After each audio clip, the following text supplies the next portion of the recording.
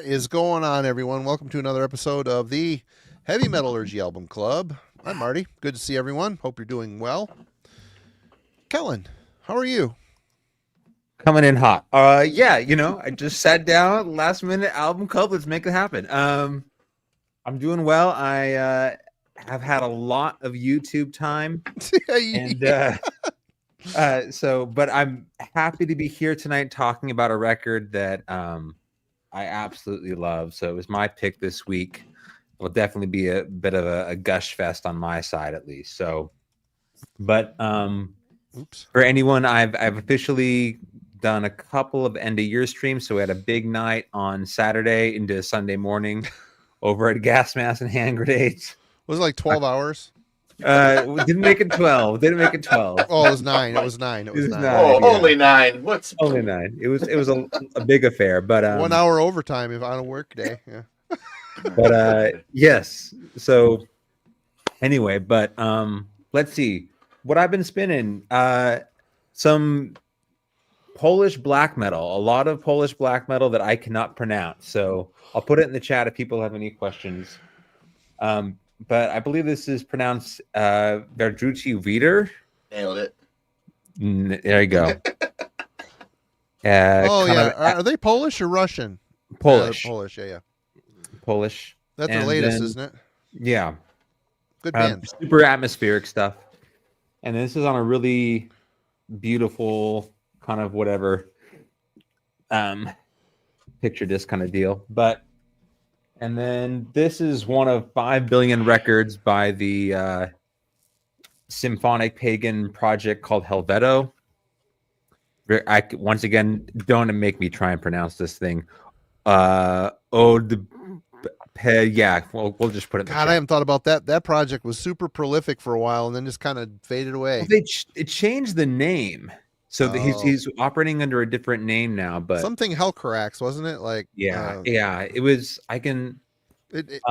But anyway, yeah. To your point, very prolific throughout like the 2000s. But that project that had a couple of records that came out in 2009 alone, which is when this album was released. But been listening to that stuff. A lot of Evoken, though. I mean, I pulled, just for sentimental value, I pulled out Embrace the Emptiness, the debut from this project, just to kind of compare and contrast their journey as Evoken. But yeah, I've been loving this record all week. Right on. Logan. Yeah, definitely with Kellen and the recovering from YouTube thing, but at some point I'm going to do one more stream just for my channel, and honestly no one should turn up. It's okay. It's just going to be me talking about the list that I've already talked about for the third time, just so that it's all in one spot and it's really just for my really drive it home. Yeah, this is really how I felt, if there was any doubt. So that maybe tomorrow, we'll see, but I just want to put the 2024 stuff in the rear view, and then start talking about Metal Tag. But as far as spinning, let's see. I honestly, the Funeral Doom of Evoken hit perfectly with the dreary cold weather that's going on right now for probably the majority of the United States, I think. So I was going through some of my favorite Funeral Doom bands and just, living it up a little bit. Bellwitch, surprise. This is probably the biggest modern Funeral Doom band, and I mean, for good reason. I could see why people wouldn't like them, maybe, but I definitely fell in love with them on Mirror Reaper, and I just want to echo that their demo 2011 is phenomenal material, and if you might just be suspecting like a unpolished traditional demo, think again. This is very moving and everything you would expect and want from Bellwitch. It might even be better than some of their like hour and 20-minute long albums, and it's only 40 minutes. So yeah, check out that. So there's some songs on that album? There's actually there's 2 songs that are only like 20 minutes a piece. It's great. Cool. And then we got Esoteric, another favorite band of mine, but they also suffer from having albums that are like 90 minutes, 2 separate CDs. I've actually grown to enjoy this one the most, Subconscious Dissolution into the Continuum, because it's only 50 minutes. This is like them releasing an EP, if you will, but it's still longer than the average album. So esoteric. And then I got a lovely package. We love getting packages around here from Jake, the Upside Down Church. And of course, it goes like this, very familiar. I'll just send you this one album. I have a duplicate. I'll just send you this one album. This is Oathbreaker, Rio. This is like Death Wish, like hardcore mixed with some like post-gaze, black metal screaming. It's good stuff. Good stuff. But of course, it comes in a giant box with like 15 albums in total that I'm still unpacking. But one of my favorites, which I haven't actually opened up yet, is this tribute to Alice in Chains' Dirt Redux. We've got bands like Chemist, Thou, Howling Giant, and more, all paying tribute to one of the best albums ever written. So, been enjoying spinning this. Yeah, I've heard some of that. That's pretty good, man. That's a good comp. Oh yeah. Do you have something here you want me to add to the stage? Or? Oh my goodness, I do actually. Quick, a favorite of 2025. I'm already finding stuff. This is actually a favorite band of mine, Obscure Sphinx. For those who haven't heard, they are like a post-metal, but like very emotive post-metal band. A female singer, sound anticlimactic, or very climactic, not anticlimactic, very climactic, world-ending kind of stuff. This is a great little 30-minute EP. They also usually release like an hour and 20-minute long album, so I was happy to have this to start the year. So, and now I'm good. Thank you. All right, Jim, how you been? Good. Work has been crazy, 40 hours in 3 days and counting, but we're not here to talk about that. Let's see. Funebrarum, Wagner, the bassist of Evoken, obviously in this band, this is a split they did with Interment. Really killer stuff. There's a cover of an important song in here, but anyway, I love both sides, but especially the Funebrarum side. I'm a huge Funebrarum fan. I've got, I think all but one of their EPs now. But I definitely, I can't find Sleep and Morbid Dreams on vinyl for a cheap price. So if anybody can find a good price on vinyl for that, I got a CD of it, but it's just not enough. That's one of my all-time favorite death metal albums, man. If you guys haven't heard that, I highly recommend it. But yeah, this is a good split as well. But yeah, like Kellen, Evoken is, they're way up there for me. They're absolutely my favorite funeral doom band. So yeah, I just went back and just was listening to their entire catalog this week. So also Embrace the Emptiness for me. Shades of Night Descending. This is their demo from '94. This is awesome. Very different, very rare, very rare, very varied. Which is kind of interesting. Most people start their demos are like more simple and they get more complex. This is actually a lot going on with this demo. I actually think I picked this up from your distro years ago, Marty. I can't remember for sure. Yeah, I had a few copies of them. Yeah. But yeah, years ago. So I had that for a long time. Atromores. I think this was their debut on Profound Lore. Another fantastic album.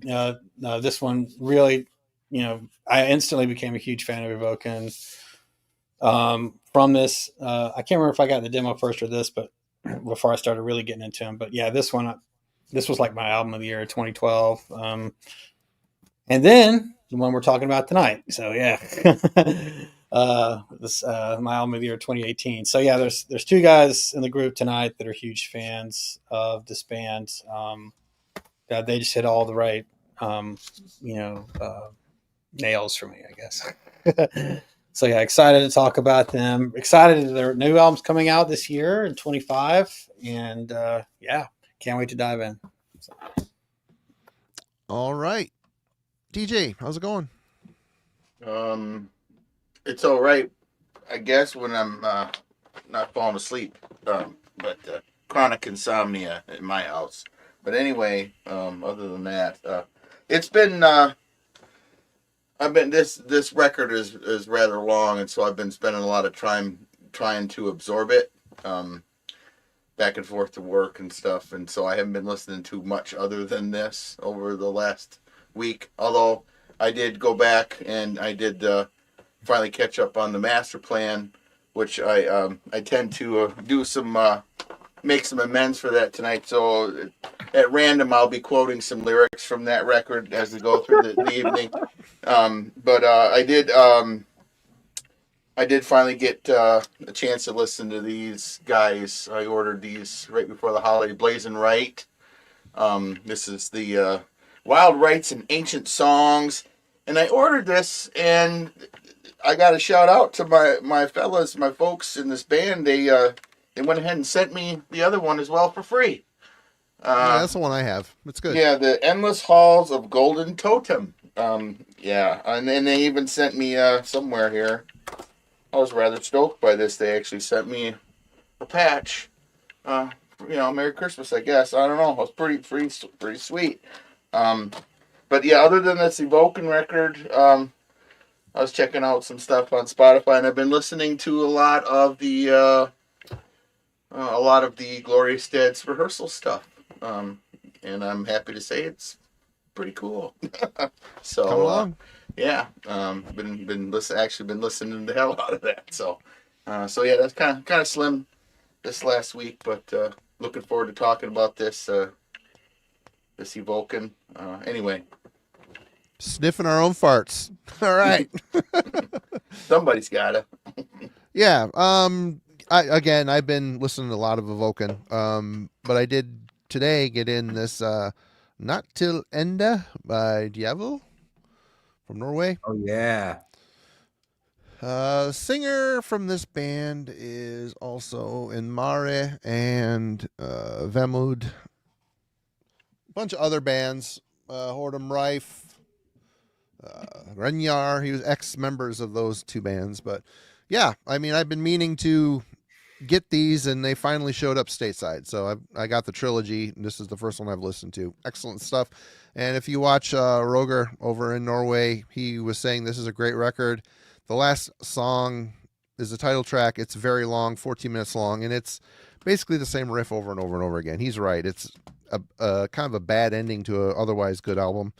But Norwegian black metal, but not the more melodic. It's a little bit more of the nasty. It's melodic, but it's just more of the like Hordem Rife, just that nasty churning style. It's really good. I got, what is it? The Trondheim sound or whatever the hell. I don't know. And a lot of people have been talking about this album, so I had to pick it up. The new Merciless album. It is called Those Who Reign Below. So yeah, latest album from this French quartet. And yeah, I mean, it sounds like them. It's a pretty fast album. Very, it's really weird. The bands that come from the old days, you can tell the riffs have that, it's very riffy. Whereas, the newer school, it's just a different vibe. And you could just tell there's some old dudes writing the songs in this band is all.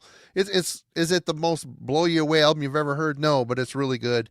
This band had a rough patch after Colored Funeral, their second album. But yeah, surprised. I listened to it today and enjoyed it. Very good. It's, got the Van Drunen-esque drum or vocal sound, which they had originally, so nothing new there. It's just really good, really good.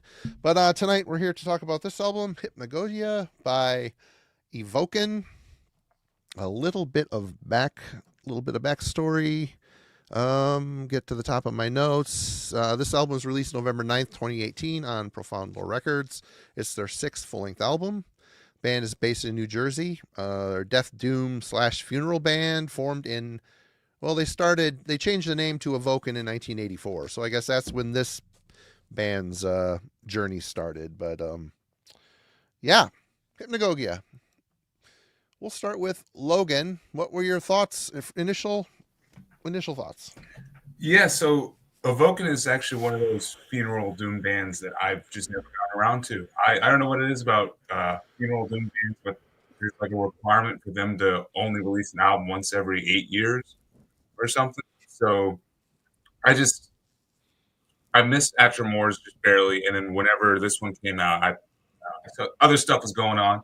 wait, 2017. Another album came out in 2017 that caught my ear. That was Bell Witch. That was the Bell Witch year.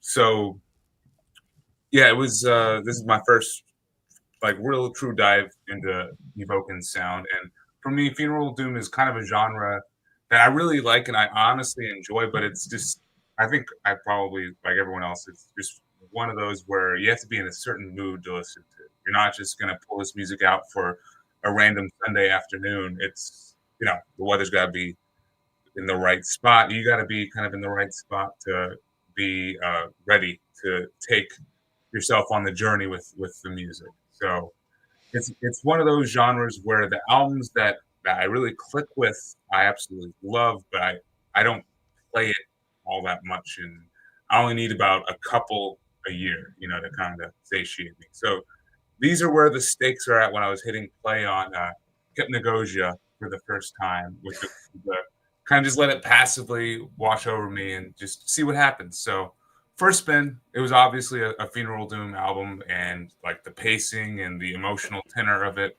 was just hitting what I would expect from a funeral doom. But as the album kind of unfolds a little bit, there's some more interesting layers and stuff. I think the average funeral doom release almost focuses on being a little bit more minimalistic. Like there's not as many layers. It's just about being as heavy as possible with what you got, But here there's like the strings, the keys, extra synths, multiple layers of guitars, and all kinds of different vocals, over top. There's quite an impressive musical backdrop here.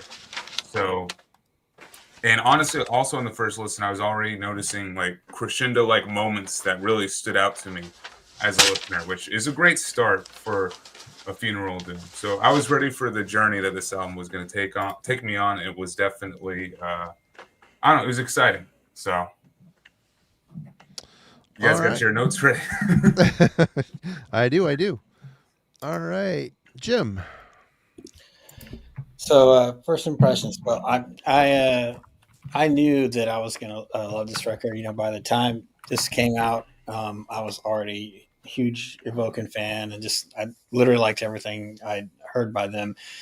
Funeral doom for me isn't a genre that I have a lot of in my collection. But for whatever reason, I mean, I've got Thurgathon and Inverloch and some other stuff, and but for whatever reason, I mean, I think Evoken just hit like an emotional nerve for me, and I think really it's about the breadth of instrumentation and how they utilize it. When they bring in the way that the synths and the cello and the melodic guitar come together. Like I really feel what they're doing in a way that just like riff after riff with nothing else accompanying it in funeral doom like doesn't do for me. I mean, I can kind of get lost in some of the other stuff. It's the bands that like really kind of like throw a lot more into it that stick with me. And the Evoken especially, they know how to arrange, their song structures and their melody lines in such a way where they really kind of pull me, out of whatever zone I'm in and bring me into their world. I love that they do these things where they'll stop for a second, every other instrument will stop, and then the guitar melody line will just go, or stop for a second and then let the cello just play like over the drums, and it allows you to like really embrace, the individuals that are contributing, what's going on there. But then when it comes back in and everybody's playing together, it's like, it's just that much more powerful. So, I had high expectations for Hypnagogia, and it absolutely did not let me down at all. The only reason I have the CD instead of the vinyl was because I couldn't wait. Profound Lore put out the CD first, and the vinyl was like months later. I'm like, I can't wait. So I ordered it right off the bat. And, but yeah, it's, there a lot of bands have touched on the World War I theme but there's something about Evoken's take on it where I pun intended, felt down into the trenches, with a dying soldier that is the focus of the album. And we really kind of, understood what it was like to kind of sit there and ponder, my life that it was going out before me. And it takes a very special band and a very talented group of musicians to be able to do that, to take you out of the real world and to bring you into their own. So absolutely no disappointment whatsoever. These guys, I wish I had the or orchestral chops to be able to bring someone into that, headspace, but these guys do it. And can't wait to dive in. All right. TJ, first Yeah, impression. so like Logan, I have a very similar inception with this band. I'd known of them for a long time. I've known Jim has been a massive fan. I know it comes up at some point, usually whenever we're hanging out. I imagine the band's name is dropped at least once. I have tried multiple times over the past years to connect with this band, and just for some reason never did. And connect, I mean just sit down and listen or buy something and check them out. I've pulled them up on Spotify a few times, and just, I don't know, it's a headspace thing. I like Doom. I have some bands, and I'm going to debate the funeral Doom thing a little bit with this, but we'll get into that later. I mean, yes, no, whatever. But and listening to this, I think I've gotten I think I've got almost 6 spins out of this over the course of the week. And at first, I don't know, it was hitting and missing with me, and then the more I listened to it, the more it really kind of gelled. I just wasn't in the headspace for this, and then the more I listened to it, the more it all really kind of fell into place.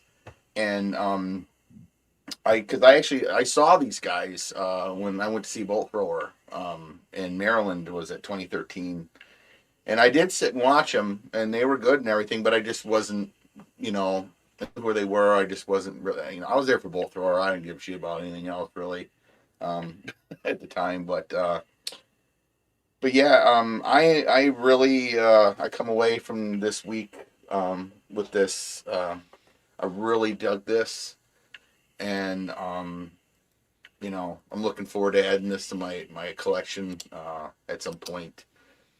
So yeah, my first impression is initially I was a little, it took me a minute to kind of fall into the grooves, but once I did, it's all the pieces there for me on this for sure. All right.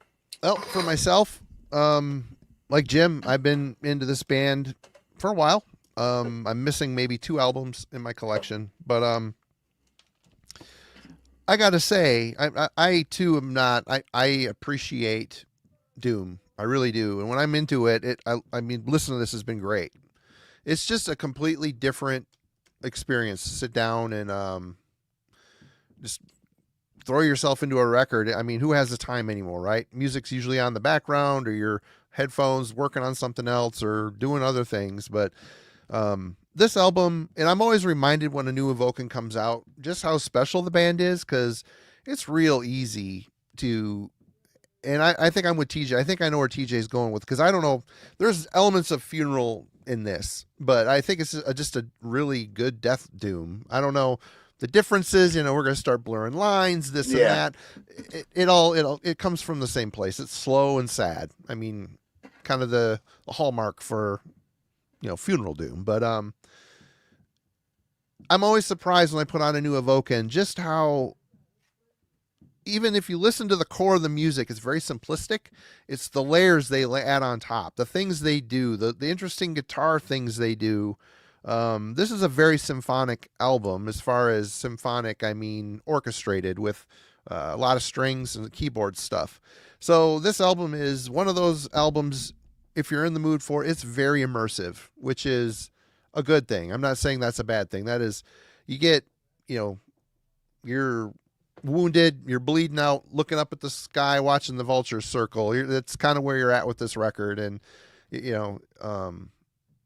I don't know. This is just a special record and a special band.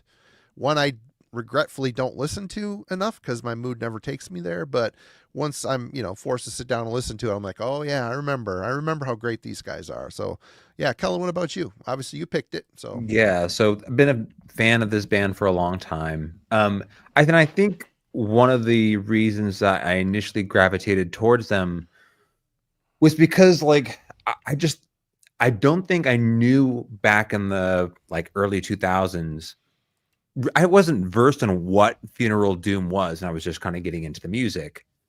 And now looking back, they're just sort of death doom, or really just death metal side of this band, is probably one of the reasons it was easy for me to latch on to them early on. Like when you listen to Evoken relative to something like, let's say, Esoteric that Logan showed earlier, like there's a clear sort of connection with an American death metal sound, specifically in the Northeast, that you hear within Evoken's music. I think that's what, like Quietus or Antithesis of Light, like you listen to those records and there's strong death metal roots. But one of the cool things about this band is like, as they've evolved, right, you still hear, within there's limited room for death doom of this ilk or funeral doom, was it what would I'll go with. People will complain about a band changing their sound too much and they're not making sort of, if you look at like the Peaceville bands, for example, the kind of changes they went through. Which I would say this band is most similar to the Peaceful 3. They pull from that a lot. But anyway, go ahead. Especially, but if you think about what they sounded like during this time period, they never got quite as gothy or quite as proggy, in my opinion. And what's cool about Evoken is I feel they do slowly evolve in a way that I think should be like prove as like a method for people who are looking for a good example of how a band can evolve over the years, slowly, incrementally, in every step they make. They never lose touch or sort of oversell their growth or move in a way that feels disingenuous. So it's been very sort of slow and perpetual, but like by the time we arrive at Hypnagogia, like it's just an absolute masterclass of a death doom or funeral doom record for me. I loved this record when I first heard it. I still, from the opening sort of keys and synth like that come in, it's just haunting and spooky for me in all the good ways. So I love this band. It's in a lot of ways, I think you could argue, one if not the best record in their catalog. It's their most latest, release. And I think it's a rare example where you can find a band that has sort of their most recent work be potentially considered their best. So I knew that Jim was going to be on board. I was hoping TJ was here tonight because I know he's a My Dying Bride fan. So I was like, I've been trying to push this on him. And for so long, I'm like, all right, well, I'm going to corner him into an album club. Hopefully he'll show up. He won't bounce out because it won't be power houred, whatever, power metal night. He'll show up for that. And hopefully we'll have a chance to talk about an Evoken record. You got a topic for us? Yeah. So my question, and we'll kind of go into this, TJ hinted at it, but it kind of has to do with this band and then the genre, I would say. So America was a pioneering country in the formation of death metal, doom, and gothic metal genres. Yet when it comes to funeral doom, a genre that bears their collective mark, right? So funeral doom in my mind, or death doom, has death metal, doom, and gothic elements.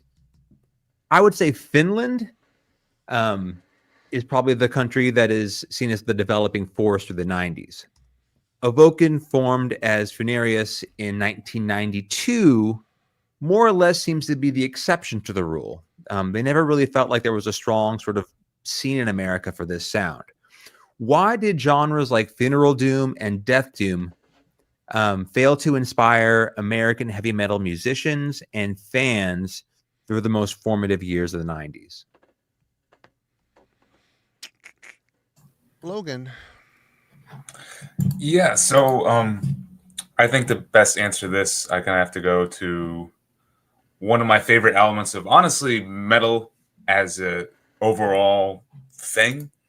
It's like a cultural arms race, right? From one scene to another. Like it's always like, or at least especially in the 80s and 90s, it was always bouncing off itself to come up with the new thing. Almost, not in an echo chamber, but almost as a response to what was going on over here in a different, geographical space or different niche of like a cultural space. Like for example, glam and like how hyperbolic and over the top it was spawned and like gave the vitriol directly to the thrash metal bands, and like the overly technical exploding death metal scene inspired the primitive and mysterious black metal scene. So I think because death metal and a bunch of other alternative metal styles and everything was kind of going on in America in the 90s, there really wasn't space for like this level of experimentation. And I haven't really gone back to see what Evoken sounded like in 1992. Did they sound like Funeral Doom back then? Did they have that slower Death Doom style? I mean, I think if early on in their career, I think it was much more of a Death Doom band. Mm-hmm. Their death metal side, I think, is more pronounced in my opinion, and then they kind of grew in a different way. But so to me, because all of the bands and everyone coming up were probably already chasing what had already happened, whether it be thrash or death metal or going the route of Pantera. I mean, this is the 90s we're talking about after all, or God forbid, even new metal coming up. There was really no space, I feel like, for Funeral Doom to kind of become a thing or to take influence. And it almost took a separate, cultural area like the alien world of Finland to kind of harbor these creative impulses that, the people who created Funeral Doom, like Thurgoth and Skepticism, to kind of, have free range to make something like this, kind of outside of the echo chamber that was like MTV 1990s metal, with a fizzling out death metal scene. I couldn't see music like Funeral Doom really taking hold or influencing American metal in this decade, for better or worse. To me, it makes perfect sense that it had to have come from a scene so separate from the US, like Finland, for example. And real quick side note, I think where we are today, because currently everything is global and everyone knows what everyone else is doing, it's almost impossible for scenes like this to develop without the influence of others. And, I think that's one of the reasons why metal is a little bit cannibalistic of itself currently. But it's my take. So I've been dealing here with a busy chat. We'll say that. I'm trying to understand the question here. So you're saying Finland, comparing Evoken to like Thurgothon and Skepticism. I mean, those are obvious funeral bands, right? And this here, I feel is a bit more death aligned. What are we? I'm sorry. Yeah, why do you think this genre did not gain more steam in America throughout the 90s? Okay, gotcha. When so many sort of like the formative genres that built Death Doom and Funeral Doom came from America, yet it didn't catch on and develop into like a larger number of bands coming from the country. Okay, gotcha. All right, Jim, we'll go with you next. For me, it's kind of simple. I think that in the 90s, the internet was not ubiquitous. The underground metal scene, at least it seemed to me like it was much smaller, and Funeral Doom, though I think it has a much wider footprint now, still in the context of all the other genres, especially when you throw in like mainstream metal and all that, it's still not a very huge like genre. There are giants in there, and I would think that Evoken is one of them. But I think because the approachability of this super slow form of heavy metal that we like, can be, even as we were talking about tonight, like Marty's like, it doesn't hit me very often when I hear this. Like I've even admitted, like I don't have a lot of it in my collection, it's hard to get in that space where, you know, the basis of metal in large part is about like aggression and in terms of extremity, a lot of us like the speed and stuff like that, to, you know, downshift and say, let's take it as slow as we can go. Let's take Sabbath and, you know, and instead of playing it on 45, let's play it on 33. Um, and you know, make it where the album sounds like melted wax. You know, I think that the appeal of that in the 90s was there and strong, especially with the Peaceville 3, but in relation to the other genres and with the access of it much more limited. I mean, import CDs for stuff like Peaceville and stuff. I mean, Marty, you remember, like, that stuff was expensive, man. You know what I mean? Like, $25. Yeah, it was not cheap to get that stuff. So you're talking about, you know, the expense of like the forebears, like Thurgathon and, you know, Skepticism, you know, getting those CDs over here. And then, you know, the antithesis of what was going on at the time with, you know, death and black metal. The faster stuff is what was everybody was kind of checking out.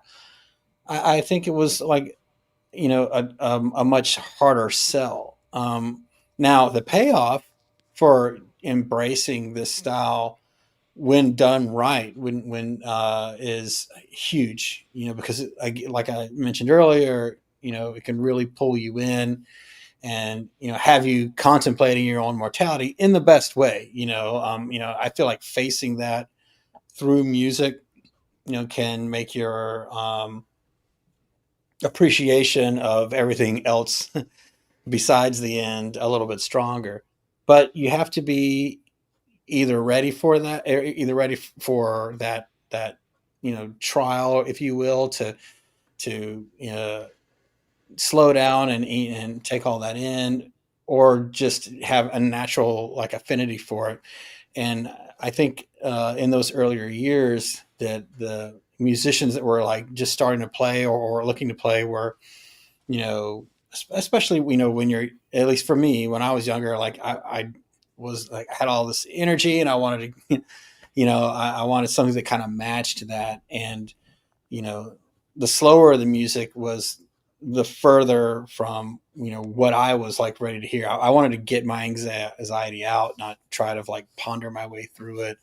But, you know, as I got older though, you know, Doom and especially of the style that Evoken does, like, it had a broader appeal to me. Like I wanted to kind of look further inward.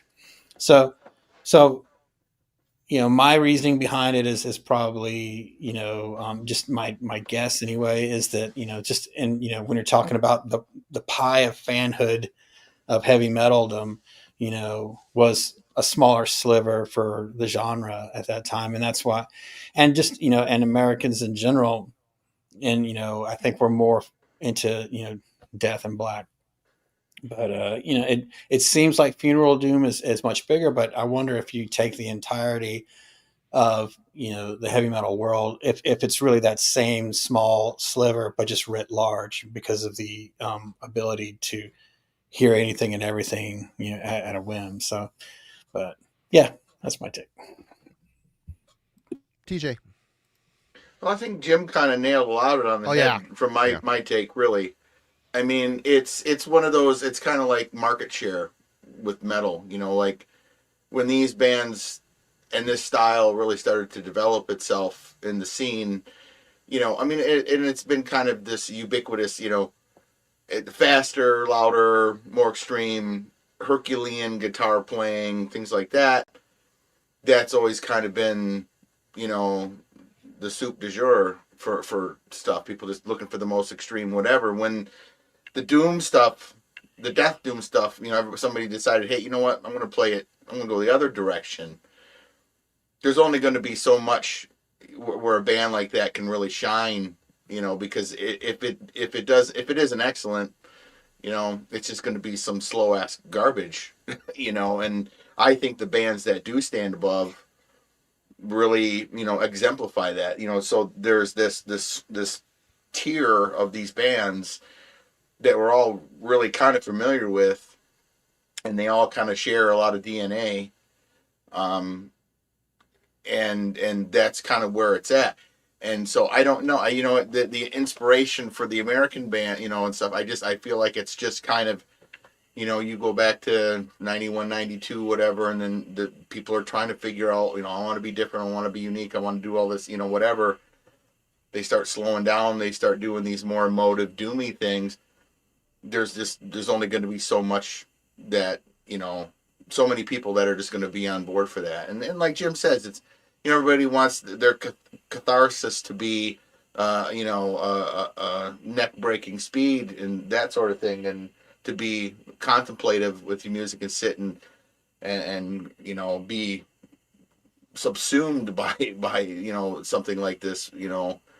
It's not everybody's bag, and me, it's like, even for me, it's like I fell into like the early My Dying Bride, and then he changed his voice, and I disowned them for many years, and then rediscovered him and decided, oh, you know what, I'm in love with this. And then, like, well, you bring it like Finland, like Hooded Menace, I love that band, not really a funeral, but Death Doom, whatever. And I have sparse few, I have what I have. I have my Dying Bride collection, and then I have a smattering of these other kind of, slow bands, doom bands, what have you. But, actually, I think I have a digital copy of an Esoteric record. I'm trying to decide which one it is, though I can't. I'd have to dig out my hard drive. But again, I think it's just one of those things where it's the style, the taste, defining the drive, for people to want to do that kind of stuff, and the guys that did do it, the bands, they kind of stand above, and in this, I think, and I agree with this band, Evoken, I have not, like with Logan, I haven't gone back to check out anything else yet. This record is long, so I was really kind of trying to. They're all good. Yeah, and I was really trying. I really wanted to really embrace this, because I knew it was going to be good. I just, like I said, it was just kind of a fits and starts, and then eventually it all kind of just fit in the slots for me. But anyway, I think, and being that their incept date is so early, because I mean, like, what, this was their first Evoken is what, 94 or something, and then Disembowelment is 92 or 3 or whatever it is, and so everything is all kind of in the same wheelhouse. It's all in the same kind of, like I said, sharing the same DNA, and but I just think they're, the guys that wanted it really embraced it. Yep. And that's kind of it. And it just, it has its place in the whole kind of dichotomy of metal. But it just, and I think that's something that makes it special too, because it's just, rather than this kind of glut of these bands, you just have these ones that really try to do it and try to do it well. There are, in this day and age, there are more of them, but, it's still, if they're good, they do tend to rise above, which is cool for them and for us as fans. And and that being said, I just, please wake up, I want you to see, it could be so pretty. I'll quote some lyrics from Master Plan. But yeah, that's my take on it. Yeah, I really, very little to add here. And you look at the demographics of metal, the most popular stuff, the boomer thrash guys, or the bands, some of the biggest bands in the world, Metallica, Slayer when they were still around. So faster riffs are typically universal in the metal fandom, right? We want the speed, we want the aggression, we want to vent that anxiety through speed. You get into death metal and black metal, those two are really tall or high up the list too. Power metal probably down a little bit further depending on where you live. But I think doom like this, death doom or funeral doom, death doom is one thing, funeral doom is even less than that, I would say. I think I look at bands like what the hell are they called? Catacombs or Hierophant, same guy. It's just so simplistic. It's based on Thurgothan emulation. You got to be, people in the chat have said it, patient. This is a musical style built on patience. If you don't have the patience to sit and let a band like Evoken take you, on a soul journey or a mental journey, then it just is not for you. It isn't for you. And that's why I think it never really fully took off, because the people that are into it are really into it. It's like traditional Doom, bands like St. Vitus, and granted a bigger band, but still, in the grand scheme of things, the slower your music starts to get, I think your fan base starts to get smaller and smaller and smaller. It's like people who love industrial music, but then there's like some industrial music, it's called industrial, but it's like noise.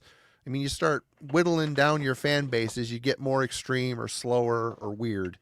And I think that's just where the plight of the funeral doom or the death doom bands dwell. Although, having said that, a band like My Dying Bride is huge. A band like Paradise Lost, I would say Paradise Lost is more of a chameleon band than My Dying Bride is, although My Dying Bride did change their stripes a bit over the years.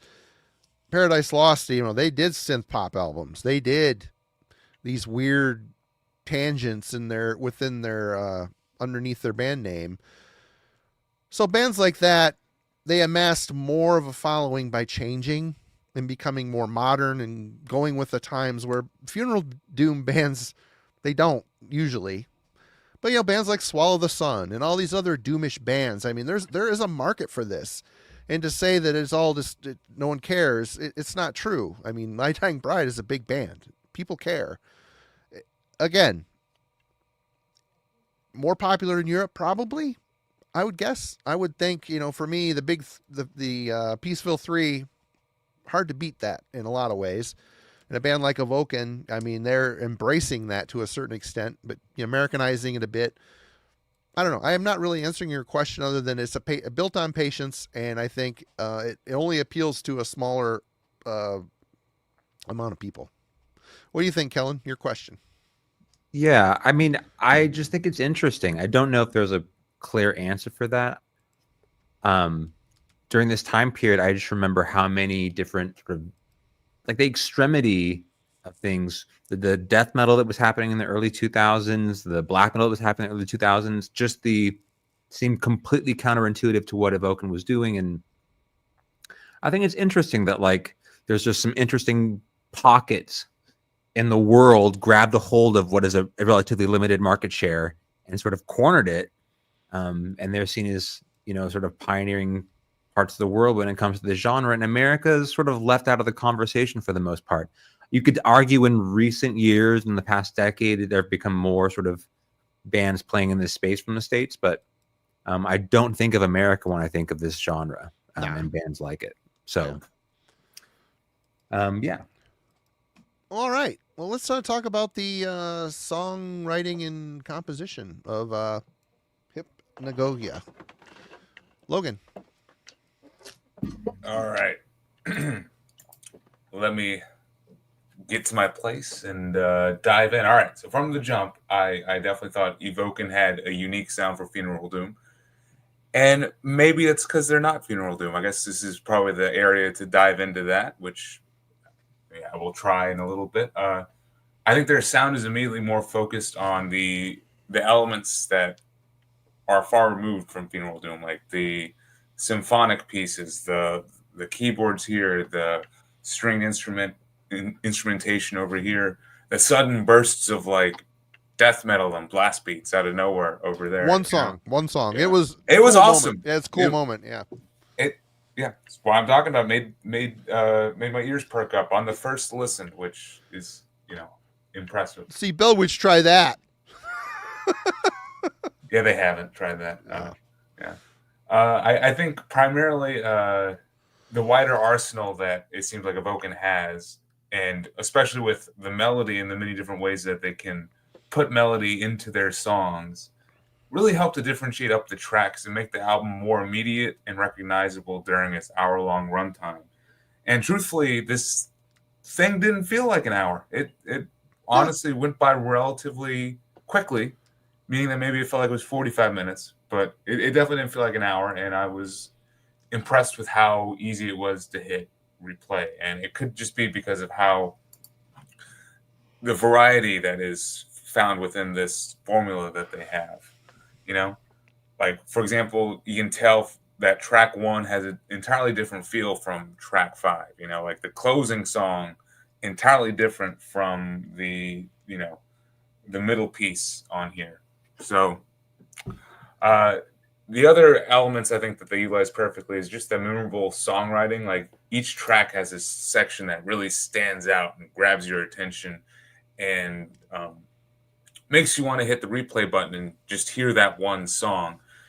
And I think that's when I enjoy Funeral Doom the most. It's when you know that the song is building towards this one piece or towards this one part, and it's taking you on a journey to get you to that section. And the tracks that did that the best ended up being my favorites, and we'll get that into track listing and stuff. The overall heart of this album, for me at least, was the atmosphere and the story-like quality of the album. I mean, the concept is really sad. I mean, as far as I can tell, it's a passed on World War I soldier wrote in a diary or something, and it causes people to kill themselves until he passes on or something like that.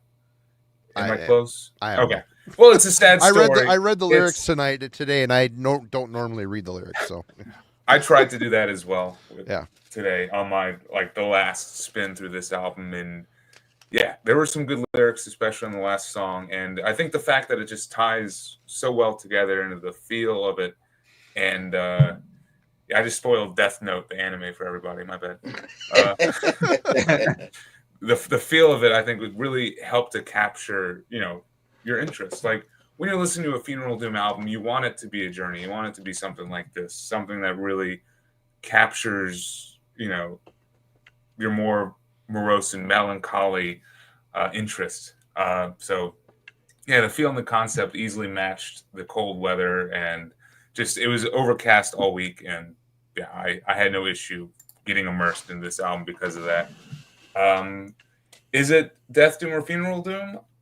For me, it's a bit slower and a bit sadder than Death Doom, but maybe it's because when I still see people talk about Death Doom, they're still talking about like Druid Lord and even Autopsy at times, and Autopsy is known as Death Doom. I've seen them thrown out. It pops up in the list. Okay. Yeah.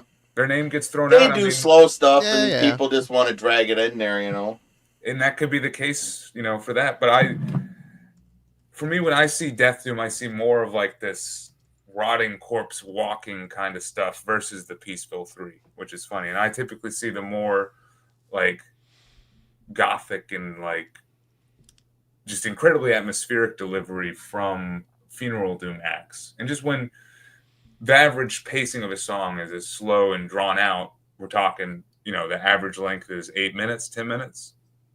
Makes me think of the Funeral Doom more than Death. That's my take. Yeah. Kellen. So, I mean, the one moment on this album that reminded me of their sort of death metal or roots, there's this Valorous Consternation. I think the second track is sort of erupts. And reminds me like the Forever People by My Dying Bride. It's got like a death metal attack to it. Yeah. But the heart, so that aspect of this band is there for you. However, it's a very small part of this record. The strength of Hypnagogia's this sort of melodic quality that I think they build upon with additional sort of strings and keys, and they sort of weave together in a certain way in these songs that provides sort of a through line throughout this album. There's just a great ability to like you kind of talked about the simplicity of these records. If you aren't doing it incredibly well, it's going to sound like a boring mess. So they get the bare bones right. Like they're writing creative riffs and do a great job letting like a single sort of guitar line be like a melody statement, and just finding ways to sort of build momentum on top of that. Like the couple of tracks that I brought out for example. So To Feign Ebullience, which I think is the fourth track here. There's in the middle of that, we get probably one of the qualities that would be a bit more like the Peaceville style, where it's this sort of like lighter, sort of open, proggy, on like spoken word side. It's like the gothier aspect to their sound. But it switches up, and you get these sort of like this heavy, thunderous sort of death doom riff that closes it out. And that should be like the end of the song, right? It feels like a culmination. After that, though, they bring back like a piano. And it's just, I think the strength of this band is, I would assume, like, there is no more substance to be had. We are 8 minutes into this song. We have built you up and tore you back down. And where most bands would be happy to close, I think one of the talents for Evoken is they find substance. There's somewhere else to take this song in the closing minute or two. And the fact that they realize like there's still emotional content here if it's crafted well enough. I think that's a really cool talent to have as a band, especially playing in this style. And they sort of build drama throughout the entirety of this album, holding on to those moments. I just wanted to use that as a singular example to drive home this fact that like what makes them so exceptional in a space that can like too often be predictable is there's another sort of just 10%, 20% talent that this band has that a lot of other bands don't. And where everyone would sort of end a song and be like, this is an achievement and this is a quality death doom track or a quality funeral doom track. They're like exploring further where most bands don't know how to operate or don't know how to write. And I just think that's an endearing quality to this project, this band, and one of the reasons I keep on returning to them. So I can go on, but I just want to use that as an example to drive home what I think is important about this band. All right, Jim. Yeah, man. Musicality and composition. I mean, I already alluded to it earlier. These guys are absolutely at the top of their game. To take, just for the instrumentation, you've got a keyboard player, you got someone contributing cello and strings. You got the drums. Really, really well like placed melody lines of the guitar that sort of like weave in and out of what the keyboards and the cello is doing, and sometimes they follow one another for a second and then they'll stop and then they'll pull back and they'll do something counterpoint. They really, really take time to construct their songs, and also to make sure that what each member's contribution is works with what's going on with everyone else, and doesn't like play against it. It plays with it, even if it's like a melodic counterpoint. And to have that sort of cognizance of what you're bringing in a room full of other people that are making music and making it work. I think it takes not only dedication to your craft, but it takes like a real concern for what the song is going to be at the end of the day. Like what is it going to mean at the end? How is it going to impact the listener at the end? I don't feel that in Evoken, or just maybe even Funeral Doom in general, that there is a lot of selfishness. For it to really work,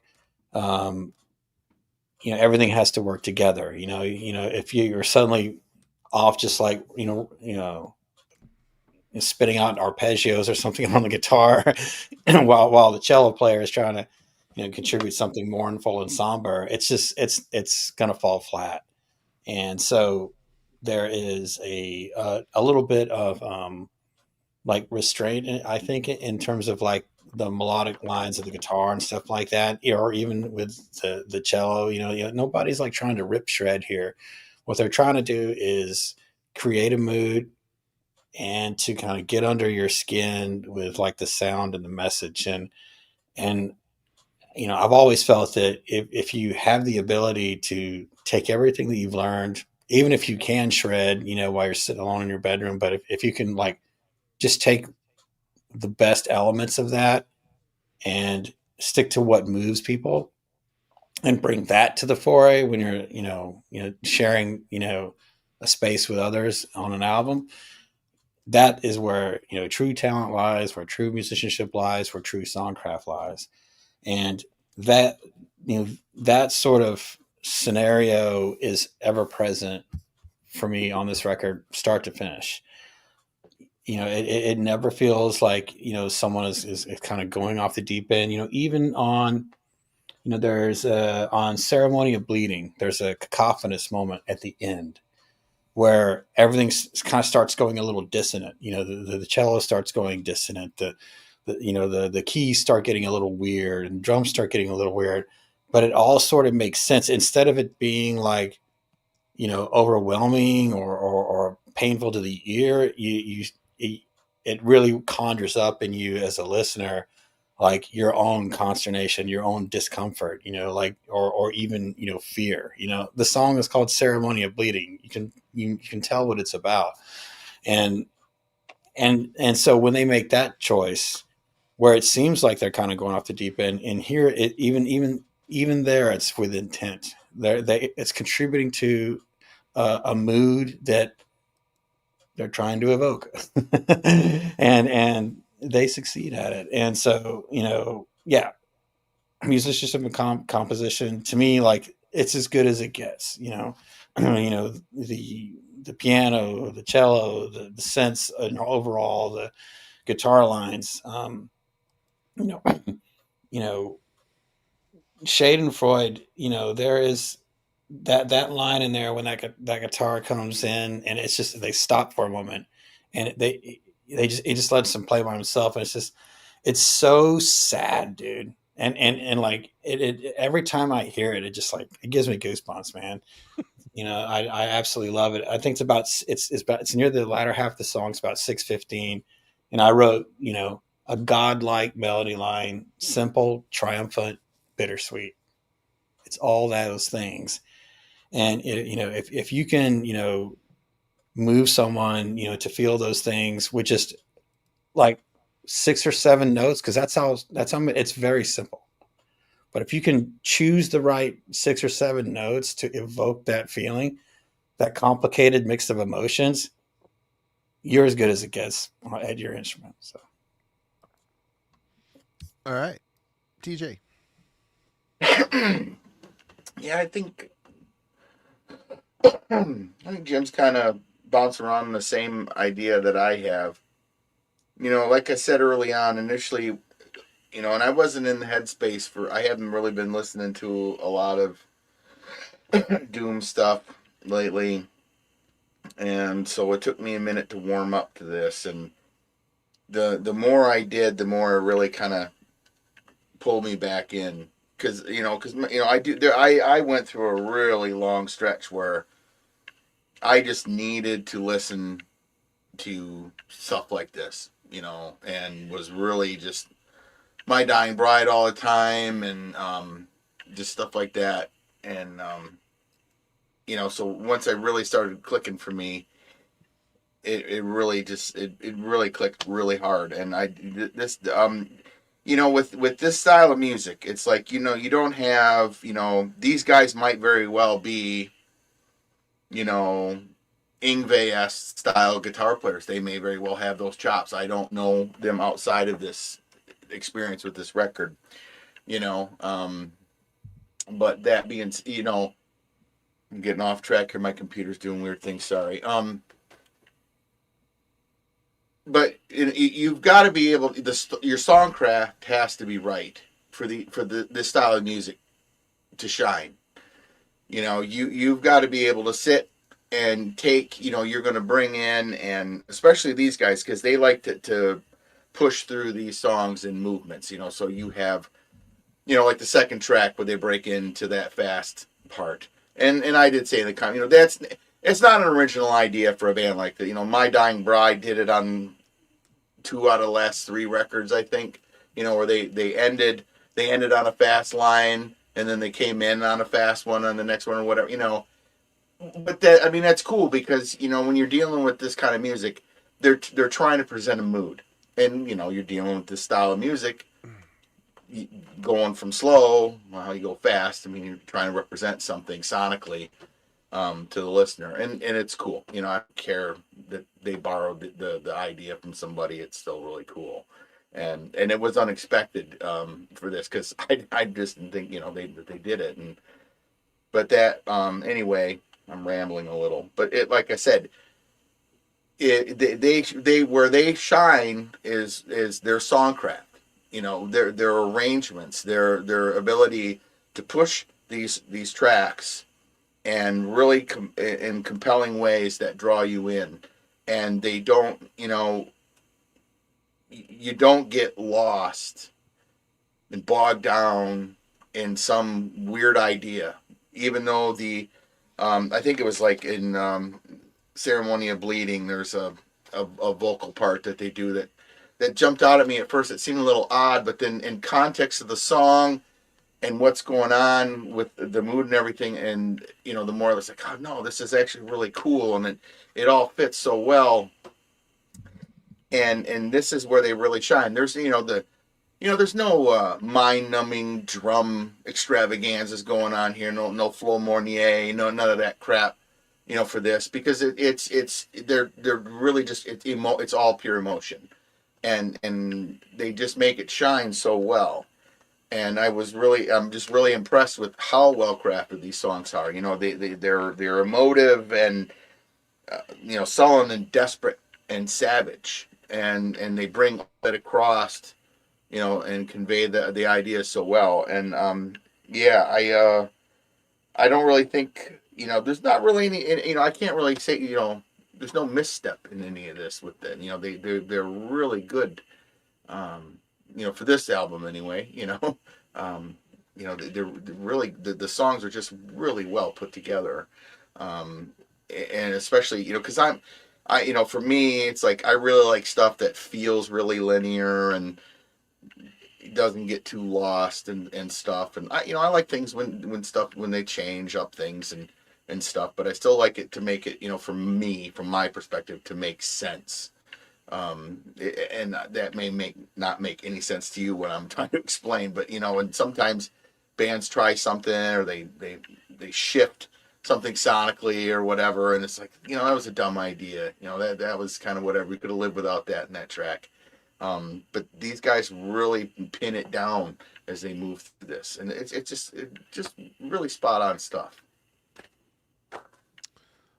Yeah, the songwriting, this is the strength of this band, and there's tracks that start off with just a synth line, like 4 or 5 notes. A little bit of patience, a guitar power chord, simple power chord.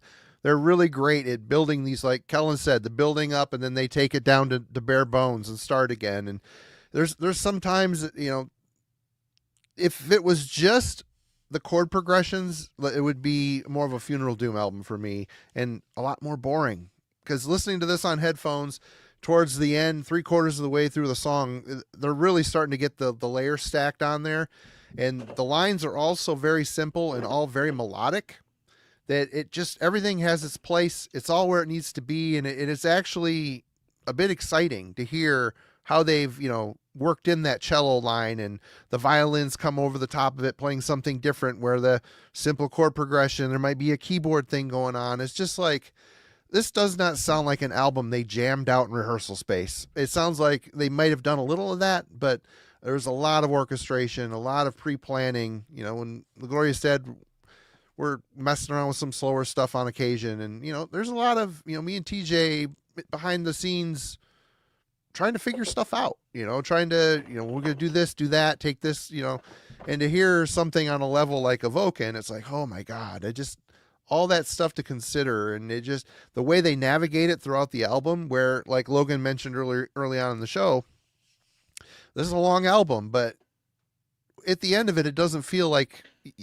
it's been long. It feels like you've been kind of in this other world, this stasis, just kind of riding along with the give and take of this album. And that to me is a sign of an expertly written album.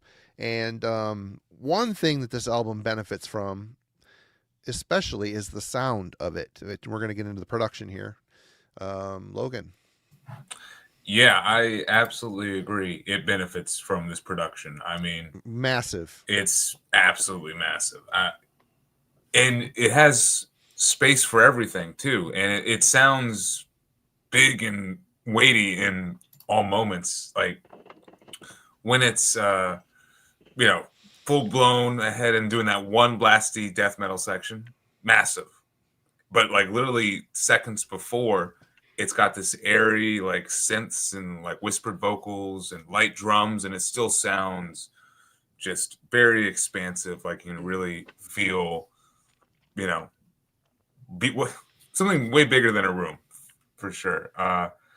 It's great, and I think my favorite part about the production is the drum sound. This is actually my favorite drum production I have heard on a Metallurgy album club, and I'd have to look, maybe, just period. It's a phenomenal, like organic sounding, drum performance, and you can really hear each, tom, each ride, the tone of everything, and I think that helps all the songs hit all the more because of, he's not going that fast. You can really feel, the triplet kick here, or this interesting, snare roll here, or like the marching end of Schadenfreude, just beautiful. And the drumming makes that, and I think the production of that drum performance makes that. Like,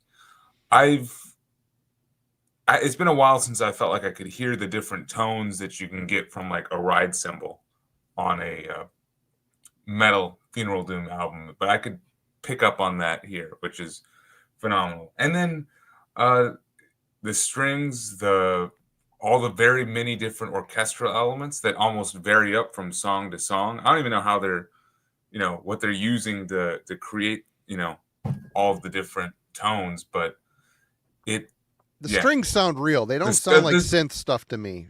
The strings, I think, I could be wrong. I don't know, but like there's all these other, like, it sounds like there's the cello's real. It's played by a guy named Brian Sanders. Yep. It sounds like there's a church organ at times even, and that, it's impressive, and it all sounds very organic and fits into this, world that equally builds and releases tension, I think. And yeah, I do love the production on here. So, Kellen.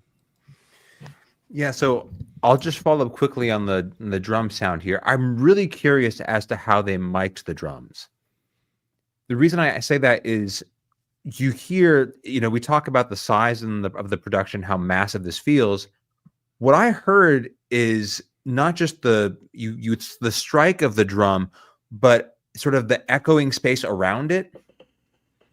Meaning, I don't know the distance that you would get, that you would have to mic a drum head in order to get that sound, but it adds to the sense of overall like operational space that this record has.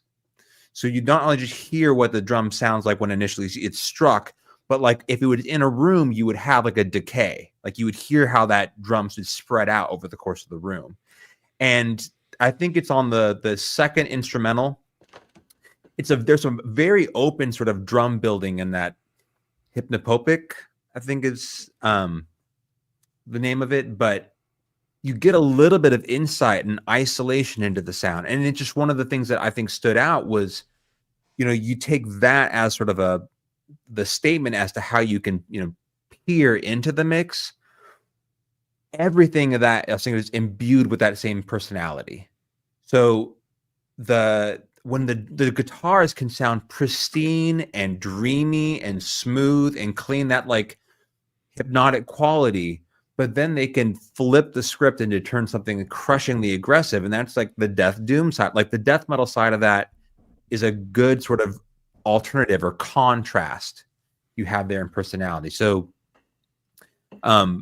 vocals, I think one of the major success is the vocals also seem a little bit forward in the mix in a way that's works well, right? Like he sounds like he's towering over this record. And I think that really works well in terms of like establishing a central figure. I think the moment that I think TJ was talking about in Ceremony of Bleeding, I think that's when we get a female vocalist, a sung vocal comes in on that track. It's a great sort of way to, it doesn't seem as prominent in the mix, so it's like they wrote that to be a little bit more reserved in terms of its presence. But for having that kind of a powerful guitar sound and a strong vocalist, it's that like the instruments that are sitting second, third tier in the mix, all the synth work, all the strings, if those were muted or swallowed up in the mix, the emotional appeal of this record would 100% be lost. Yeah. So the fact that you can sort of parse those individually and see how they sort of build and work together, like, incredible production job on this. It's one that is worthy of the songwriting going on. So I'm happy that with such a talented sort of the chops that they have developed over the decades playing together, we get a production that also sort of is up to the standard that they require. All right, Jim. Yeah, Kellen said it perfectly. The production is up to the standard of the music of this record, 100%. And yeah, and I agree. The drum sound is large, and really helps propel like the strength of the record. And another thing that sounds really great on headphones is the bass guitar. Yeah. It's distorted, but not more so than the bass itself in terms of like how it pushes.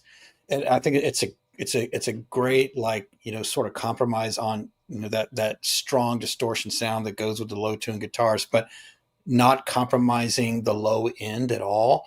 Like there's a great bounce on it on Valor's Consternation.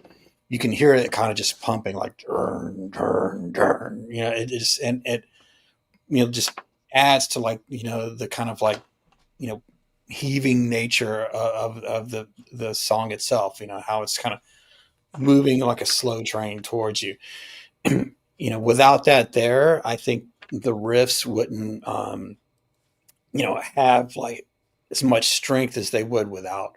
So the way that they hit those frequencies just right in the mix on the bass guitar, make this album as a whole stronger. It really does what it's supposed to do as an instrument. Fills all those gaps, which they can be very noticeable in Doom. When you're playing, notes that ring out for 12 bars or whatever. When you've got a good bass underneath that, it's going to keep that power there. It's going to keep that foundation there for the synths and the cello, and on this album, even the flute's going. Like, you've got all these great things going on, and for those low frequencies to be taken care of in that way, everyone can kind of springboard off of that as a band, and not have to worry about losing their footing.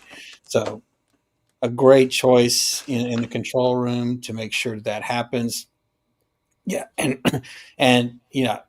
vocally, yeah, I agree. Like, I like sometimes it annoys me, being a guitar player / bass player, when the vocals sort of like ride roughshod over the instrumentation.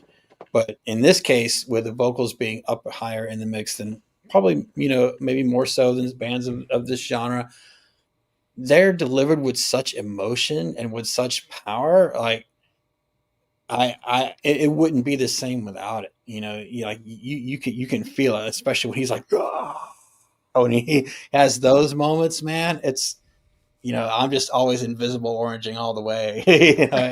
Running down your sleeve. Oh yeah, I was doing it today when I was about ready to throw my laptop out the window. I was like, I need to. And when that moment of the song came on, I was just like, it like brought me back down to reality. So yeah, it gives every contributor in this band their due, the choices that they made at the mixing board, and that's got to be extremely difficult to do when you're dealing with like, Titanic musicianship. I mean, these guys are, yeah, they're playing slow, man, but they're playing all the right notes. And it takes patience too to remember where you're at. There's so much going on.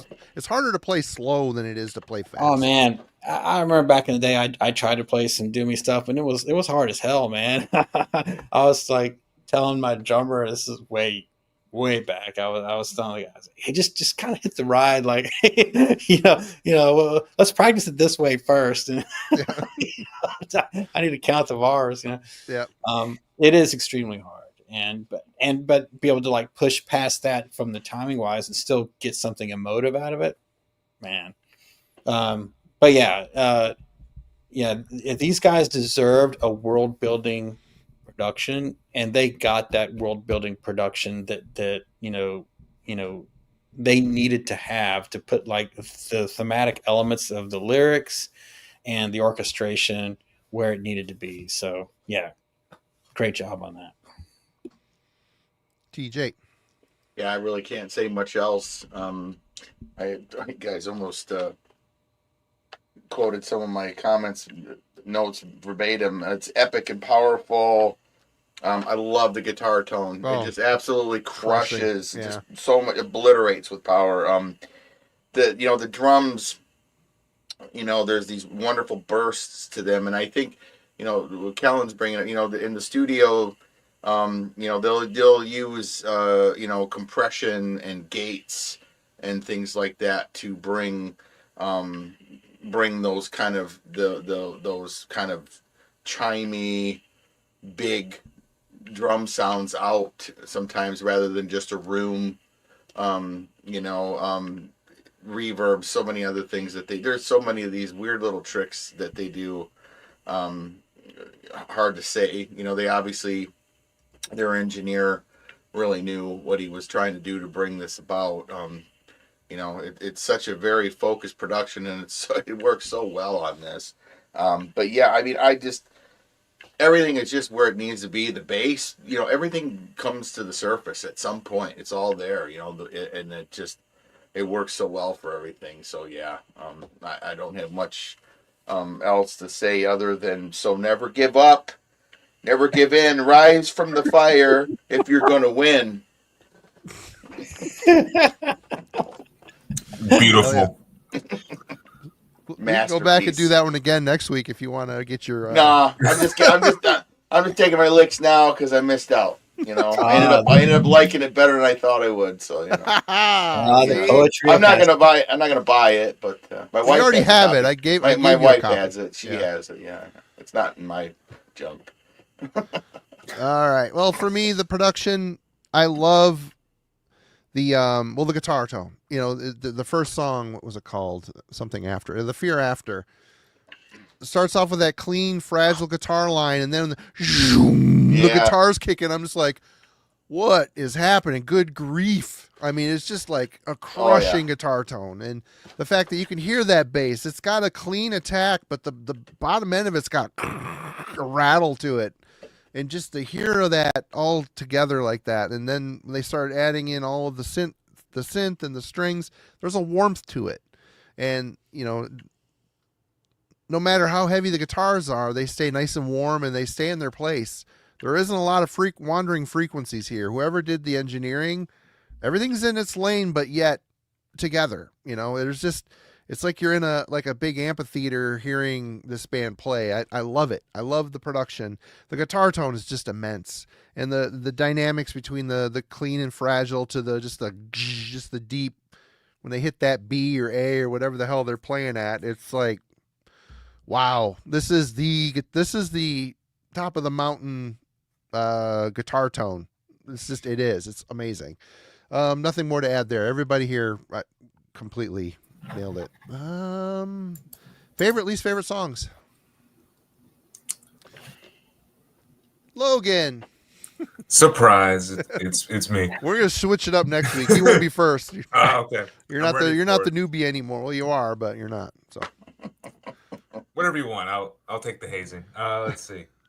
So this album has a thematic feel to it. I mean, I think it really does require the listener to digest all the tracks, and it's best enjoyed for the full emotional weight. So there's really no, bad songs or anything. It's really great all the way through. But there are key moments that I think make this album for what it is, and here they are. And I'm just trying not to, trying to do my best not to talk about every track on the album. Opener, the fear after. Marty, you summed it up perfectly. That's what I was gonna mention. That it's such a heavy start, and it opens with like the 2.5 minutes of what you would expect from like a funeral doom.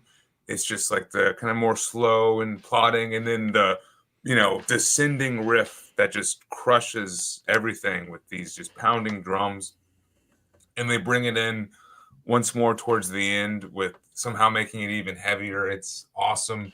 And all the while, during the middle of the song, they're really showing off what they can do with all this symphonic and extra, orchestration and, string instruments that they have at their disposal. Second song, Valorious Consternation. Learning all kinds of words today.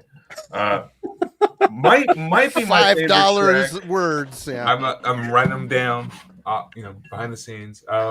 Might be my favorite track on the album. It moves relatively quickly and is drenched in these like changing melodies, and really it feels very unsettling. I just like the unsettling mood overall on this. And this is the song that goes into raging like blast beats and really rackets up the disembowelment style kind of feel, if you will. And it's right after this beautiful atmospheric section, which just makes it hit all the harder when it comes in.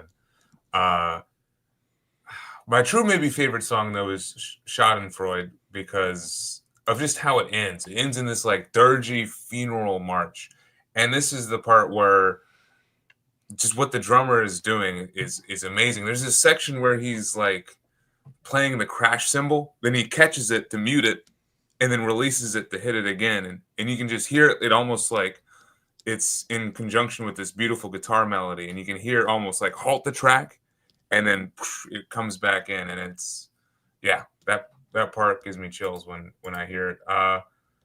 And then final song, the weld of perished men. Beautiful, total departure of everything and the density that was found previously. It's a bit more simple, clean, and especially the spoken word section in the beginning almost sounds kind of uplifting. And there's something simplistic and beautiful about the lyrics too. He's saying, "Will I have next of kin?" Like whatever this tortured spirit is, he's still, human and still regretful and hopeful and all kinds of stuff. And then at the very end, he's like, "Please let me go, let me die." I don't know. That was a cool way to end the album. Really nailed in what Hypnagogia all about. Another $5 word for y'all. It's between the state between awake and sleep. Yeah. So boom. But yeah, every song's great. I guess the one that might not have gripped me as much as the others would be To Feign Ebullience. That always another big word. Yeah, I probably mispronounced it. Learning with Metal and Beer Snob tonight. They're all new words. But there, I did my bit. All right. Kellen. Yeah. So this album really for me is built around the three longest tracks: The Fear After, To Feign Ebullience, and The Weld of Perished Men. Every single time I open this album with The Fear After, just the opening keys, like that quiet build there, right? 100%. Talk about a world building experience. Like it's the field, right? Like that's what comes into my head every single time we get into this record, is this sort of opening scene in the trenches. So I've just, it's haunting. There are a few records within the first handful of notes that you hear immediately capture you. What I do love about that moment is it builds whatever the riff comes in super heavy, but the end, like somewhere towards the last third, we get that 3-note sort of chord progression, clean guitar, just that bum, bum, bum, bum. It's just weird, like everything stops, they clear the table, and we're going to give you this 3-note build, right? So it's a glimpse into the songwriting on this record. I love the opening track. I actually love to Feign Ebullience. That's the closest track, number 4, closest outside B on the double LP. Just because that tease, right, where they give you a quiet, sort of smooth moment, they become a little bit heavier, and that song ends with a piano outro. So we get a real piano included in the mix. I love the way they close that album, sort of get soft, super heavy, and then sort of lead you into the back end of the record. It opens with the title track, the instrumental there. The closer, Well of Perished Men. What always gets me about this track is it almost begins on like an optimistic note. It feels a bit more uplifting to me when I listen to it, the guitar work there. And it throws me because we've gone through this very sort of like solemn record. So you get this moment of light. And I think what's interesting about that is it frames the tragedy, right? It's this moment, this glimpse of where you get this hero or this protagonist who's going to have this moment of sort of reflection. And it feels like he's about to survive the ordeal, only to have it get heavier and sadder. And you realize it's him coming to terms with his own death. To get like that kind of storytelling through sort of melody, I think is a great way to end this record, and is sort of a closing moment on it where you get a different kind of character. It changes sort of your outlook, having this brief glimmer of hope, only to have it robbed and taken away from you in this closing moment of your death. It's a great way to end the record. And every single time I hear it, I feel it's like out of place, only to realize they're setting you up for the end. That it has more impact and more meaning if you realize that this character has survived an ordeal and is sort of succumbing to its fate. So great way to end the record. Those are my 3 favorite tracks. There's no bad, like to Logan's point, like this is a record that's written for you to enjoy in its length. It's got a concept to it. You're given the sort of firsthand account of a soldier, in warfare. So from World War I. It's meant to be experienced as a whole. So I don't have any bad things to complain about here. If you're, in terms of an hour-long record in a funeral doom, that can sound like a major obstacle. If someone said, like, we're going to give you a funeral doom record and it's going to be an hour long, and I had to grab one that's going to keep you entertained, like, I'm going to grab this one. So and that's just the strength of how good all the songs are. All right, Jim. Favorite, least favorite. Yeah, there are no least favorites. This album, absolute, everything is essential on here. Even the instrumentals, Hypnopompic. That's the one with the flute. Love it. It's not overdone. It is presented with the same somber tone that the rest of the music is, so it works well. My favorite song on this is definitely Schadenfreude. Man, it's that same melody line that I was speaking of earlier. 6 minutes in, just it's so simple, but man, it's even now I think about it, I'm getting goosebumps. Like I just feel like this wailing of the soul coming from that, helplessness, despair. Like it sounds like the way despair feels, I don't know that there's any other melody line in this genre that captures that mood so perfectly in guitar as that moment right there. And, here we are, almost 7 years since this album came out, and it still moves me just as much as the first time. It doesn't matter if I'm, driving somewhere, I'm sitting somewhere with my headphones or whatever, every time that comes on, I stop what I'm doing and I just feel it for a second, which can be dangerous when you're driving. But for something to still affect me that deeply, several years after the fact, it's just a glimpse into the power of this record as a whole. I'm just a sucker for cello anyway, and it's all a nice over.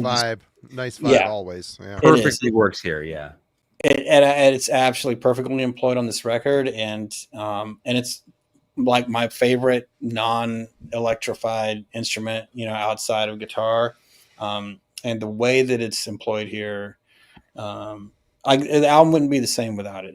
I love what you said earlier, Marty, how you said, like, that's what makes this album interesting to me, is all these other elements that are with it. I mean? That's what, for you, rises this above like a typical viewer. It's the same for me.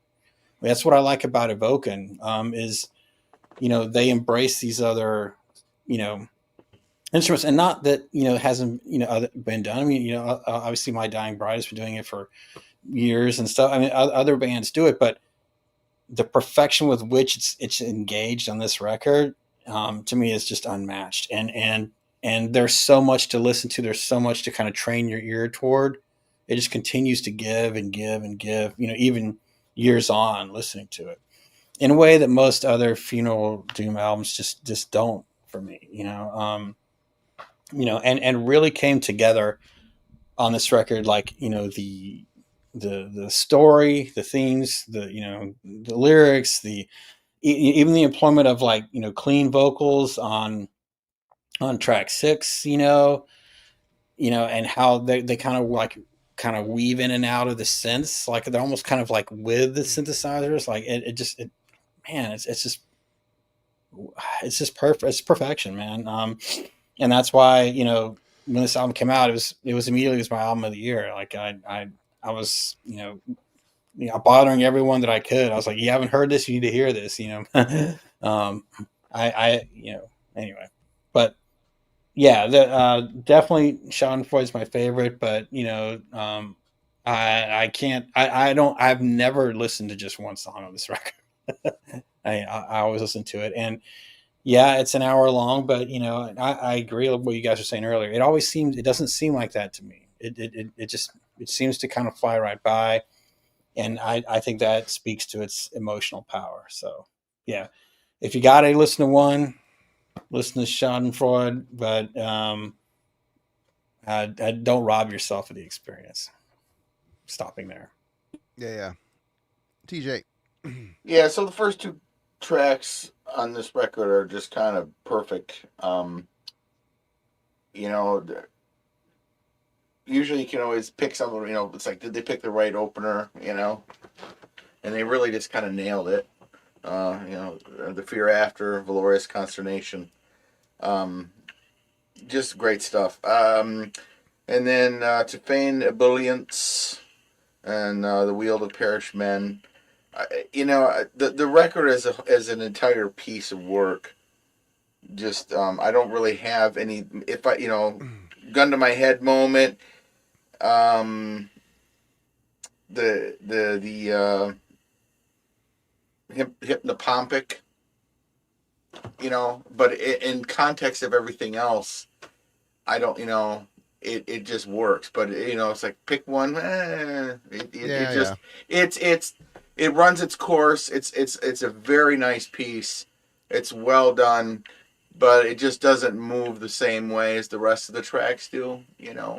But I did, that's just, something to nitpick, whatever. The way it's just front to back, great. All right. Well, for me, a lot of good points made here tonight. This is, first of all, I would say, if I knew now what I didn't know then, I would have just had the CD of this. This is one of those things, the flipping the records and flipping them over here kind of takes you out of the quest. I think it's a good CD album. And I'm a guy, like I say every time, I'm a guy that I typically don't look at song titles. I want to be a part of a record. And this is one of those records where perfect world building record. Having to scrutinize tracks for this here, I am left pondering the two instrumentals. Like TJ just said, on their own merit, they're fine pieces.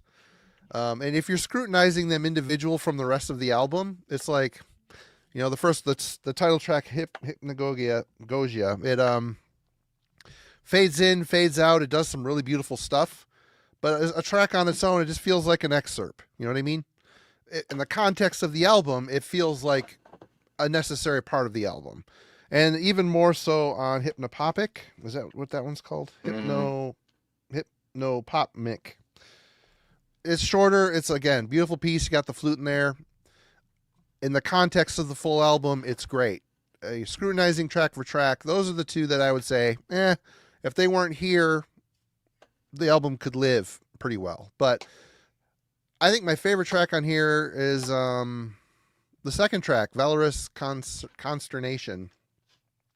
It's, I think, the most surprising track on the album because you're kind of lulled in with this minimalistic musical segment. You know, you got the synth and the strings quietly building, and then all of a sudden, out of nowhere, this speed erupts. Like, this mock blast beat kicks in, and you're just like, you're like, it throttles you out of the vision, you know, and like, okay, you're right here, you're coming with. And that part there, it reminds me of the Forever People by My Dang Bride. Both vocally, his brutal death growls are very Aaron-esque, just really grovelly and like he's coming up from the earth when he's singing. It's great. I love the epic layering of the multiple guitar lines and the strings at the end for that huge ending. It's my favorite track for sure. The debut track. You know what? Okay, I am going to say this. We talked about the sound. I love how massive the guitar rate, you know, that instant moment of clarity, like, oh my God, this is the mightiest guitar tone ever. I love how they build the track with violin and piano. It's so moving and powerful. And you know what makes it great? There's no saxophone. No saxophone. No. You listen to the left, you listen to the right. No saxophone. Not yet. Oh. New album's coming. So cello's okay, saxophone still. Yeah. Cello, violin. Whatever, dummy. Violin. No. And the one track here I do want to talk about. Yep. I was like, where is he going with this? Where is he going with this? It was in my notes, capitalized. No fucking saxophone. Ceremony of Bleeding. No vision. I love the dissonant chord at the beginning. It's kind of different from the rest. They're not playing just straight power chords like this dissonant mess of a chord. It's still melodic. You can tell what's going on. They pick at it, picked out. Adds a more twisted atmosphere. Then it's followed by like this descending chord progression. You've heard it before, but man, it's so effective and adds that feeling of desperation, like you're falling down. It's great. The choir, that clean sung choir bit, there's like multiple voices layered.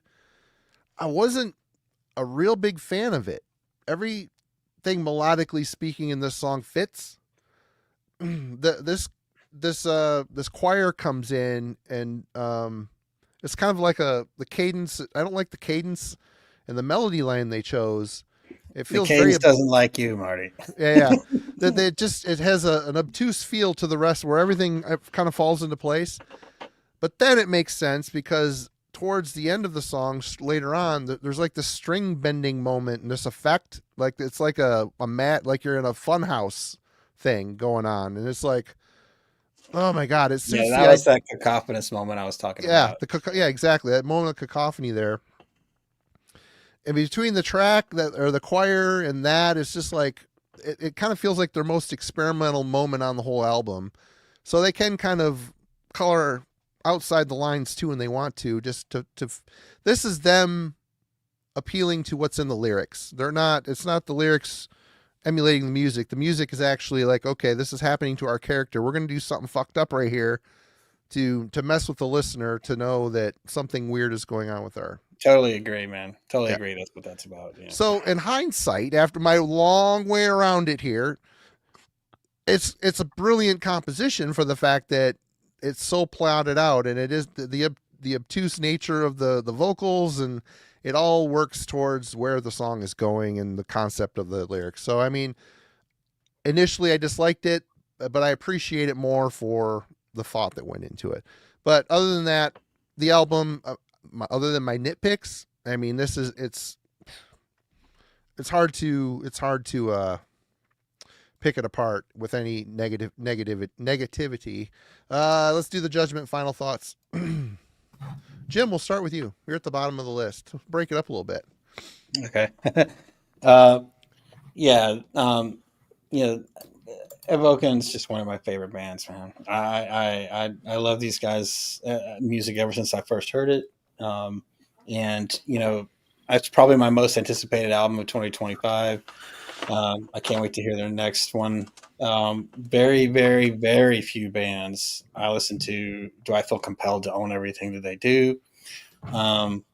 Absolutely, Evoken is one of them, and also very few bands I listen to I feel like they get better as they go along.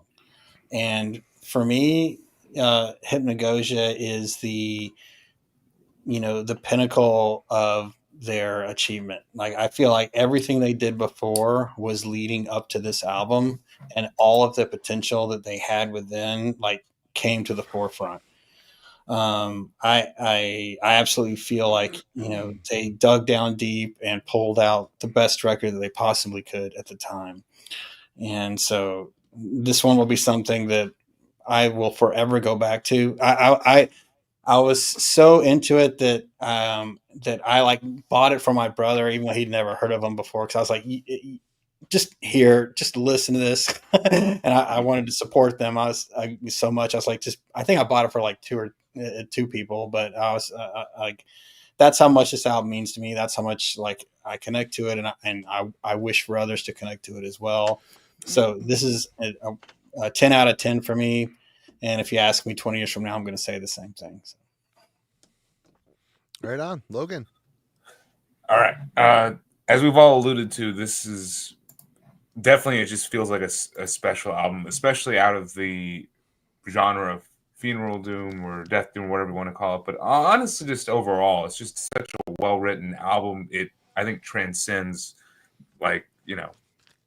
genres. As Kellen said, this is something you could hand to somebody and be like, this is a potential funeral doom album. This is going to grab your attention and kind of show you what could be, but also it's just a great standalone piece of art. And yeah, I was definitely blown away, and it was pretty quick for me. I mean, the musicianship is stellar. How much the layering is there is stellar. The songwriting is phenomenal. So it's up there with some of my ideal and potentially favorite funeral doom albums. So am I going to listen to this one as often as like a riff-filled sludge album or something like blistering 20-minute piece of grindcore? No, but I know I will remember how this album made me feel and the journey that it took me on, and it will stay with me longer than any of those albums I just mentioned because of that. It's almost more important listening to it in, just in more special moments than just a lot over time. I think it's an event album. It's an album that you put on when you're in that mood and you want to feel a certain way, and it excels perfectly at that. So I'm just happy to have another album like this I can get. I mean, emotions that I felt like, when I was listening to this thing, the crushing pain and beauty, it just lingers after the closing melancholy of the Weld of Perished Men wraps up. And yeah, this album was honestly more addictive than any funeral doom album has a right to be. I ended up listening to this 9 times over the weekend, or over the week, which that's 9 hours. That's a full work day and then some right there. That's a gas mask and hand grenades live stream. Right? Year-end event. Yeah. It was crushing and beautiful. And since I've only heard this thing for about a week, I'm just giving it a 9 for now. But I don't know. I'm gonna definitely pick this thing up, and we'll see what happens in the years to come. So great choice, and just a standout for the genre and really metal in the 2010s. TJ. Yeah, so this record stands toe to toe with any of their peers. It's a great album. I'm glad I finally got a chance to dig into this band a little bit, even though it's with the more recent. I hate always starting on the newer stuff with some of these bands because I always fear that I'm not going to be able to connect with them farther back in their catalog. But we'll see how that goes. If that's the case, then so be it. This record still stands out. I will definitely end up with this. I guess ultimately I give it a 9, and that's just because it's not disembowelment. Otherwise, definitely killer. I really, really dig this record. Kellen. I guess what I would say is, one, yeah, I'm with Jim. Both of us have confessed our undying love and support for this project. But they're like, I want this direction for the band to continue, right? Like, Yeah. I guess that's what I would say is people are talking in the chat about their previous releases, and TJ talked about, starting at the earlier stuff. Jim and I both showed off Embrace the Emptiness. People in the chat are talking about Quietus. I would say Quietus is probably like the first real like masterpiece record. A Caress of the Void is great. Antithesis of Light is like a very much got to get to the death metal side of the band out. Ultramores is more gothy, I would say. But you sometimes get to the newest record where a band takes, kind of a new sound, new direction. And you think like, okay, that was fun that they took a chance, but I kind of want to go back to what they do, previously. And I don't feel that way about Evoken. Like, this retains who they are for me, and at the same time shows a kind of growth and maturation that I feel works for them. I hope, people have talked about a new Evoken record. I have yet to see it. I need a date, a time, a pre-order until I believe it. But I really hope like it holds on to what Hypnagogia has going for it, because they've really grown into a direction that I think is exceptional. They never fail to put out a quality release, and they're one of the most consistent bands over the past in the 21st century, I would say. Just the quality of the body of their work continues to be exceptional.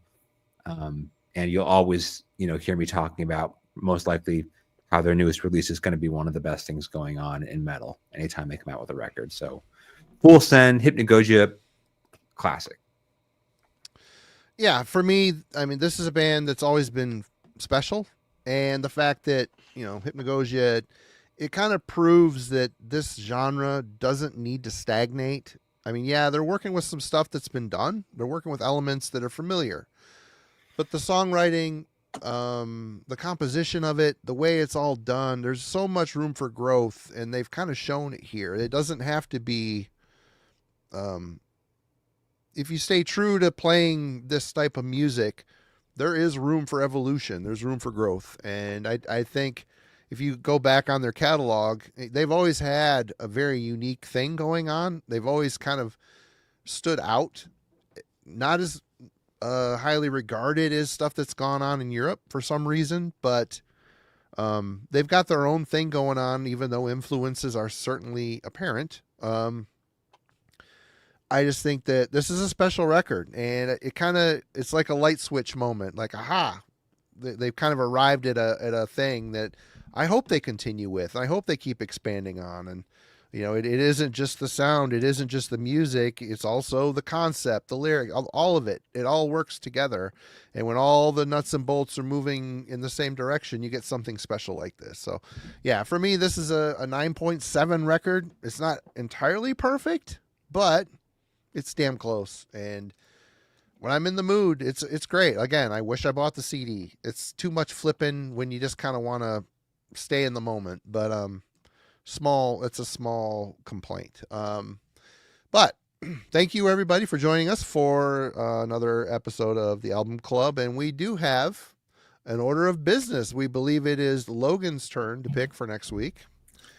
Yes. And you guys know how it goes. Like, you have the album that you think you're going to, pull. Like, for the last 4 times, I think I've been wanting to choose a death metal album because I'm a big death metal guy. But something always comes up, and this time it's the weather. I don't know if you guys know this, but there is a cold wave descending upon New Orleans. Oh no! I know. For the next week. How will you survive? I don't know about the rest of the U.S., but for us, it's going to be cold. So we're picking a black metal album because I have a couple black metal stuff that I don't typically listen to. It's not my go-to genre, so I want to pull something off the shelf. Me neither. Has been there, and I'm in the mood for it. What's up, Craig? So let's check it out. This is Bellanos? Yeah.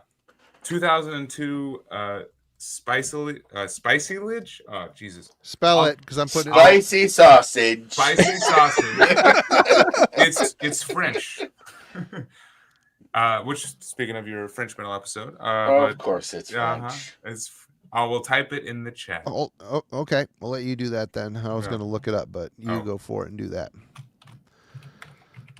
Cool. All right. Well, we're doing some black metal next week. And on the heavy metallurgy side, show notes, new Halo Effect drops Friday, and our friend Mike Seatown did an excellent review of it on Monday. If you haven't watched it, go check it out. It's very, very cool. Here's some clips that haven't been shared yet on the internet. So go check that out.